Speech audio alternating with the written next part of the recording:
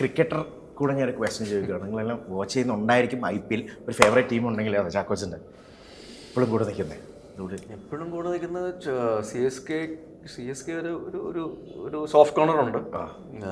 പക്ഷേ ഇപ്പം രാജസ്ഥാൻ റോയൽസ് നമുക്ക് നേരത്തെ സഞ്ജു ഉണ്ടായിരുന്നതുകൊണ്ട് നമ്മൾ അതിലോട് ഭയങ്കരമായിട്ടൊരു അഡിക്ഷൻ ഉണ്ട്. അപ്പോൾ അത് still RR is there and Kohli ഉള്ളതുകൊണ്ട് RCB ഇസ് ദർ. പിന്നെ കുറേ നാളായി പഞ്ചാബ് കിങ്സ് ഇങ്ങനെ കഷ്ടപ്പെട്ടുകൊണ്ടിരിക്കുന്നു. അവരും ഫേവറേറ്റ് ലിസ്റ്റിലുള്ളതാണ്.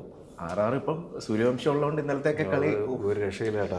17 ബോളിൽ 50 അല്ല, ബുംറയൊക്കെ ഫസ്റ്റ് ബോൾ തന്നെ 6 അടിക്കാനാണ് ആഗ്രഹമെന്ന് നേരത്തെ പറഞ്ഞിട്ട് അത് ചെയ്യാന്ന് പറയുന്നത് it's out of the world. എനിക്ക് ഭയങ്കര മാനിഫെസ്റ്റേഷൻ ആണ്. ഈവൻ മുകുലും അതെ, മുകുൽ ചൗധരി വിൻ ചെയ്തില്ല. ഇത് ഇങ്ങനെയൊന്നും അല്ല കേട്ടോ. ലാസ്റ്റ് ജാഫറൊക്കെ ഞങ്ങള് ബാഡ്മിന്റൺ അല്ല ക്രിക്കറ്റ് കളിച്ചപ്പോ ഒരു ഭയങ്കര ഹൈ ക്യാച്ച് എന്റേത് പുള്ളിയുടെ അടുത്ത് ജാഫറൊക്കെ എവിടെ പിടിച്ചു തോന്നിയ ദിവസം കാണിക്കും എടുത്തു ക്യാച്ച് എടുത്തു.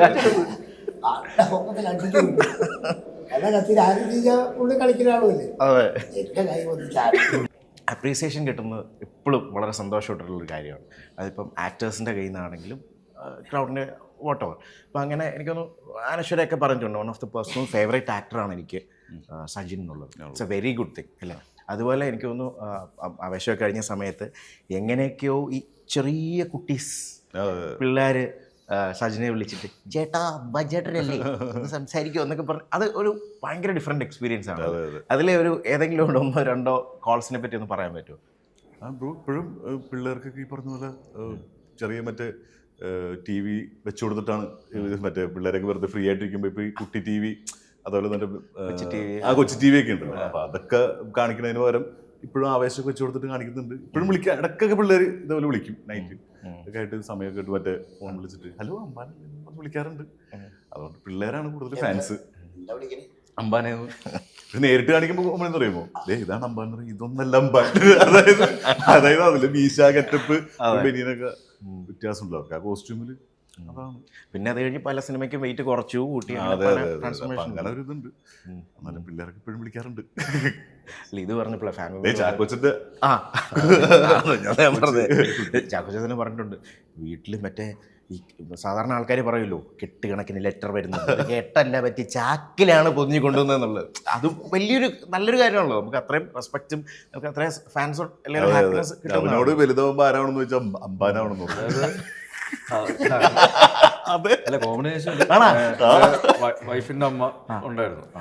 പുള്ളിക്കാരി അവിടെ ഭയങ്കര ടീച്ചറൊക്കെ ആയിരുന്നു, ബയോളജി ടീച്ചറൊക്കെ ആയിരുന്നു. അപ്പം പഠിത്തമൊക്കെ ഭയങ്കര കാര്യമായിട്ട് നോക്കുന്നുള്ളൂ. അപ്പോൾ ഒരു ദിവസം ഈസുവിൻ്റെ അടുത്ത് ചോദിച്ചു മോനെ ആരാവണമെന്ന് ആഗ്രഹം. അപ്പം അമ്പാനാവണമെന്ന് ആഗ്രഹം. എന്നിട്ട് പ്രിയയുടെ അടുത്ത് പറഞ്ഞു മോളെ നീ നിന്റെ മകനെ നല്ല രീതിയിലെന്ന് പറഞ്ഞു. ഞാൻ അവനോട് ചോദിച്ചു എന്താ ആഗ്രഹം. അപ്പം അവൻ പറഞ്ഞു അംബാനി ആവാനാണ്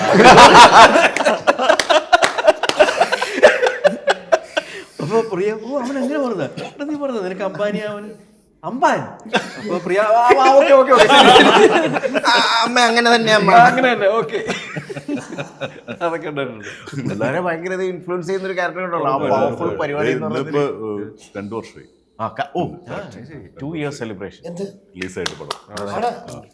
അപ്പോൾ ആ അവസരത്തിൽ എനിക്കൊന്ന് ഫഹദ് എപ്പോഴും പറഞ്ഞിട്ടുണ്ടായിരുന്നു ഇതിൻ്റെ സെക്കൻഡ് പാർട്ട് വരാൻ സാധ്യതകൾ വളരെയധികം കൂടുതലാണ്. അങ്ങനെ എന്തെങ്കിലും സാധ്യതകൾ മനസ്സിലുണ്ടോ? അല്ല ഐ മീൻ ഉറപ്പായിട്ടും അങ്ങനെ സംസാരം നടന്നുകൊണ്ടിരിക്കുന്നു. അപ്പോൾ അതിൻ്റെ കറക്റ്റ് കാര്യങ്ങളൊക്കെ ആ സമയത്ത് അവർ പുറത്തു വിടും. എപ്പോഴാണെന്നൊന്നും അറിയില്ല, ഞാനിതുവരെ പ്രതീക്ഷിച്ചിരിക്കുന്നു. സംഭവിക്കട്ടെ. എന്തായാലും കുറേ ക്യാരക്ടറുകൾ മാറ്റി വെക്കേണ്ടി വന്നില്ല അതിൽ അഭിനയിക്കാൻ വേണ്ടി? കുറേ ഇല്ല, 1-2 സിനിമകൾ വെച്ച് സമയമെടുത്ത് ഷൂട്ട് ചെയ്ത കാരണം കൊണ്ട് ചെയ്യാൻ പറ്റാണ്ടായി. ഇപ്പം നേരത്തെ കണക്ട് ചെയ്ത് ചോദിക്കാൻ വന്നത് മറ്റേ ചാക്കിലാണല്ലോ ലെറ്റർ വരുന്നത് എന്നുള്ളൊരു സംഭവം. അങ്ങനെ എപ്പോഴോ ഏതൊരു കുട്ടി ഇതുപോലെ ഇൻ്റർവ്യൂ ആസ് ആൻ ഇൻ്റർവ്യൂവർ ഞാൻ ചോദിക്കുക ഇങ്ങനെ ചാക്കോച്ച ഇൻ്റർവ്യൂ എടുക്കണം അപ്പോൾ എന്നൊക്കെ പറഞ്ഞ് ഏതോ ഒരു കുട്ടി ആ ടൈമിൽ എന്നിട്ട് വന്നിട്ട് അങ്ങനെ എന്തൊരു ഫണ്ണി ഇൻസിഡന്റ് ആണെന്നല്ലോ. അതായത് കൊല്ലത്തുനിന്നാണ് എപ്പോഴും വന്നുകൊണ്ടിരുന്നത് പെൺകുട്ടി. അപ്പം ഞാനില്ലാത്ത സമയത്തൊക്കെ ആയിരിക്കും. അപ്പം അവിടെ വന്ന് വെയിറ്റ് ചെയ്യും. രാവിലെ വന്നിട്ട് വൈകുന്നേരം വരെ വെയിറ്റ് ചെയ്ത് തിരിച്ചു പോകും. അപ്പം അമ്മ കാണാറുണ്ട്. അപ്പം ഒരു ദിവസം വീട്ടിൽ വരും, ഡെയിലി കൊല്ലത്തുനിന്ന് വരും. രാവിലെ വരും, വൈകിട്ട് പോകും. അപ്പോൾ ഞാൻ ഷൂട്ടിങ്ങിനൊക്കെ ആയിരിക്കുമ്പോഴും അവിടെ വന്ന് നിൽക്കും. വെയിറ്റ് ചെയ്യും, ഇല്ലയെന്ന് പറഞ്ഞാൽ അവിടെ വെയിറ്റ് ചെയ്യും. ഒരു ദിവസം ഞാൻ അവിടെ വീട്ടിലുണ്ടായിരുന്ന സമയത്ത് പുള്ളിക്കാരി വന്നു. അപ്പോൾ അമ്മ പറഞ്ഞു ഇങ്ങനെ ഒരു കൊച്ചു വന്നിട്ടുണ്ട്, നിൻ്റെ ഇൻ്റർവ്യൂ ഒക്കെ എടുക്കണമെന്നും പറഞ്ഞാൽ വന്നിരിക്കുന്നത്, എപ്പോഴും വരാറുണ്ട്. നമ്മൾ ശരി ഓക്കെ എന്ന് പറഞ്ഞ് ഇറങ്ങിച്ചെന്ന് എന്നെ കണ്ടപ്പോൾ അത് ആദ്യം എന്നോട് ചോദിച്ചത് എന്നോട് ആരാന്ന്.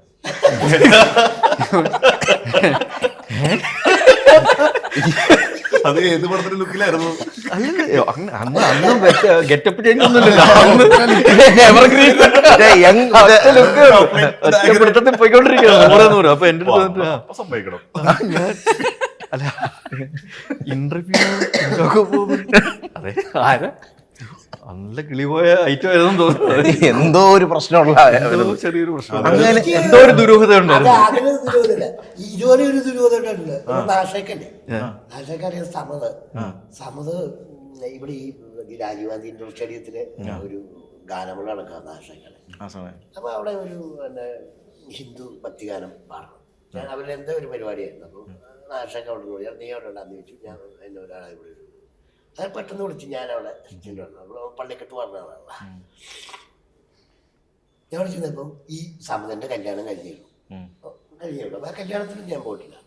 അപ്പോൾ സമത കൊണ്ടുവന്നത് ഇക്ക എൻ്റെ വൈഫിനൊന്നും ഭയങ്കര ആരാധന. എട്ട് സുന്ദരി, അവൻ 5 സുന്ദരി എൻ്റെ വൈഫിന് ഭയങ്കര. അപ്പൊ നാശൊക്കെ പെട്ട് അടുത്തപ്പെട്ടു. നാശൊക്കെ പറയണം അത് 4ാമത്തെ പാട്ട് പോയിട്ട് എന്നൊക്കെ പറഞ്ഞ് നീ പൊക്കോന്നൊക്കെ പറഞ്ഞിരിക്കുമ്പോഴേ സമതം ഒന്നിക്കൊക്കെ ഇതായുണ്ട്. ഷായനായിട്ടൊക്കെ ഉണ്ടായിരുന്നു തൊട്ടടുത്ത പിള്ളേർ. ഞാൻ ചെന്നപ്പോ ഇതേ ഡയലോഗ്, ഇത്രയും ബിൽഡപ്പ് പറഞ്ഞോണ്ട് പോയതാ, അറിയാൻ പാടില്ല. പുള്ളിയുടെ അവസ്ഥ അപ്പൊ അത് പറഞ്ഞുകൊണ്ട് എൻ്റെ മദറിനോടെ കാര്യം പറഞ്ഞുകൊണ്ട് ഞാൻ പറയാം. പുള്ളിക്കാരി ബയോളജി ടീച്ചറൊക്കെ ആയിരുന്നു. അപ്പോൾ ഇതിൽ ശരിക്കും സജിൻ്റെ ക്യാരക്ടർ ഒരു രാജേന്ദ്ര പ്രസാദ് എന്ന് പറയുന്നൊരു അധ്യാപകനാണ്. ഓക്കെ. അപ്പം ഈ നമ്മൾ ഓരോ ക്യാരക്ടേഴ്സിനും എന്തെങ്കിലും ഒരു സ്വഭാവം, ഒരു മാനറിസം. അപ്പം രതീഷ് പറഞ്ഞു ഈ സംസാരിക്കുമ്പോൾ അതിൻ്റെ കൂട്ടത്തിൽ ഇങ്ങനെ എഴുതി കാണിക്കാൻ, അങ്ങനെ സംസാരിക്കാൻ പറഞ്ഞു. ഇപ്പം ചോദിക്കാണ് എന്താ പേരുന്ന് സച്ചിൻ. അങ്ങനെ എഴുതും. അതാണ് ആ പാട്ടിലും ഉണ്ട്. ഡാൻസ് കളിക്കുമ്പോ ശരിയല്ലേന്ന് ചോദിക്കുമ്പോ ശരിയാണ്, ടിക്കൊക്കെ കൊടുക്കും, വായുവിൽ അങ്ങനെയൊക്കെ കൊടുക്കും. ശരി, ഇത് അത്രയൊക്കെ വേണോ എന്നൊക്കെ എനിക്ക് ഒരു സംശയമൊക്കെ ഉണ്ടായിരുന്നു. ഈ അടുത്ത് ഓമനാമ്മ എന്നാണ് എൻ്റെ മദറിനോട് പേര്. പുള്ളിക്കാരിയോട്ട് എന്തോ സംസാരിക്കുന്നുണ്ടെങ്കിൽ പുള്ളിക്കാരി അതേ മോനെയാണ് എന്നൊക്കെ പറഞ്ഞ് ഇങ്ങനെ എഴുതുന്നുണ്ട്. അപ്പൊ ഞാൻ നോക്കുമ്പോൾ ഞാൻ എന്തെങ്കിലും ചോദ്യം ചോദിക്കുമ്പോൾ അത് ശരിയാണ് മോനെ എന്നൊക്കെ പറഞ്ഞ് ഇങ്ങനെ എഴുതിക്കൊണ്ടിരിക്കുക. അതുള്ളതാണ്.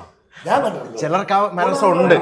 ചില പാട്ടുകാരുണ്ട്, ചില പാട്ടുകാരൊക്കെ അവരുടെ ഒരു സ്റ്റൈൽ. പക്ഷെ ഇതാ ഇങ്ങനെ കാണിക്കുക, ഇങ്ങനെയൊക്കെ